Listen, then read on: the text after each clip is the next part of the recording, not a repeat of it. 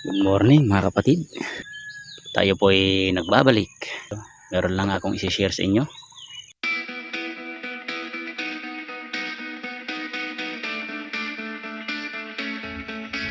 I-share ko lang sa inyo itong aking maliit na taniman na kalabasa. No? Ayan siya. Yung iba doon, yan yung mga nahuli nating itinanim.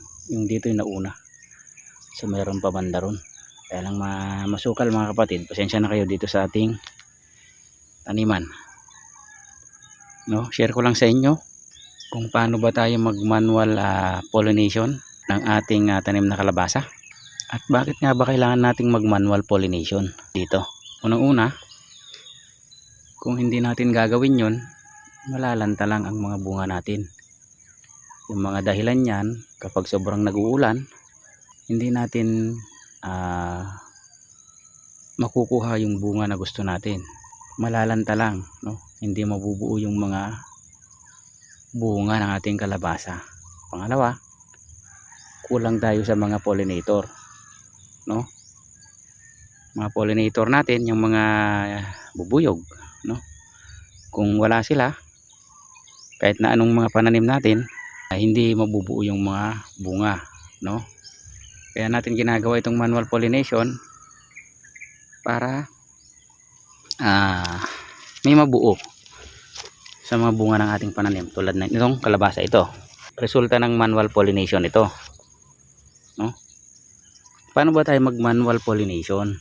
Sa kalabasa kasi, aware naman siguro tayo na dalawa ang uri ng bulaklak. Yung una, meron tayong female flower. Pangalawa, meron tayong male, no? Ano nga ba yung itsura ng female, no? Ang itsura ng female flower natin, ganito siya. Ayan. Ito yung bulb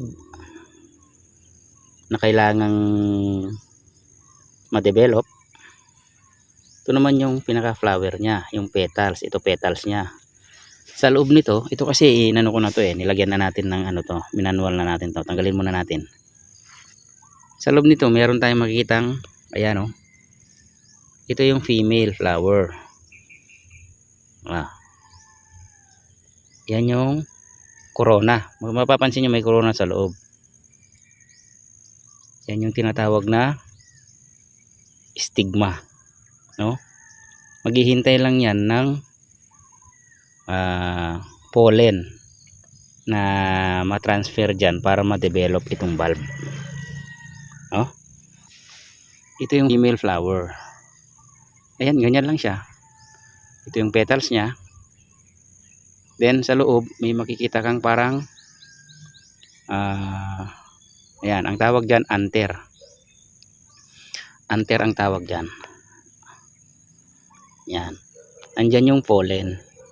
Kung makita nyo yung parang powder dyan sa paligid nya nung anther, yan yung kailangang may connect dito sa stigma. Okay? O, yung stigma, gaganyan lang natin. Pwede natin itaktak. Kung matataktak nyo ganun. Pero kailangan tanggalin nyo itong ibang petals nya. Pwede nyong tanggalin yan para mainam yung mai-connect ito doon sa yan, sa stigma. Okay? So yan yung mangyayari after nyan.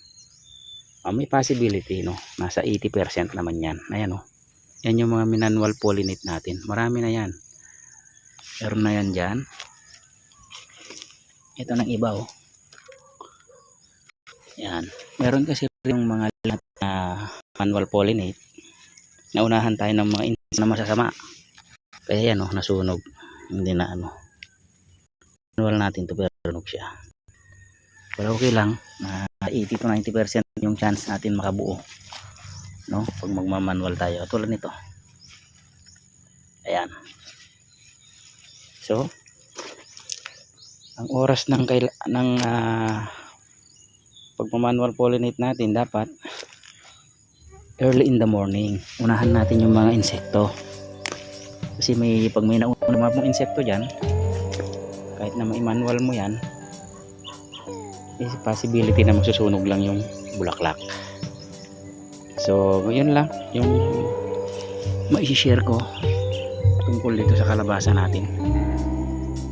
So, tsagain lang natin morning mag-manual pollination para at least meron tayong ahanihin. Okay? So, thank you mga kapatid sa panonood. Bye-bye!